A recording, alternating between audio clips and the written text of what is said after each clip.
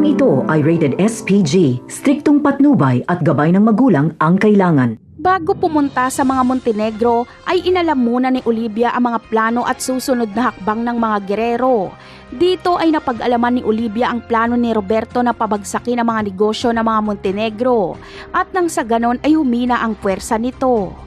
Napag-alaman pa ni Olivia na ipinag-utos ni Roberto kay Colonel Romero na ubusin ang mansyon ng mga gerero.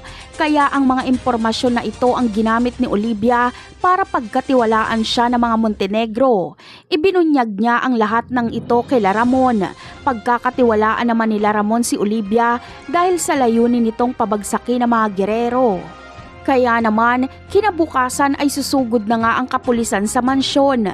Napakalakas ng kanilang puwersa. Gigil na si Rigor na mabawi si Marites at mapatay si Ramon at Tanggol. Ngunit palpak itong pagsugod nila Rigor dahil maiisahan sila. Nakapaghanda na kasi sila Ramon. Sa pagdating nila Rigor sa mansyon ay wala na si Tanggol, Ramon at Marites. Si Don Julio na lang ang kanilang madadatnan at may kasama itong abogado. Walang makikitang iligal sa mansyon at wala ding palatandaan na buhay si Ramon. Hahayaan ni Don Julio na halughugin ang kapulisan ng mansyon. Ngunit malinis ang mansyon kaya palpak itong operasyon nila Rigor. Napakarami pa nating dapat abangan sa mga susunod na episode. Paalam!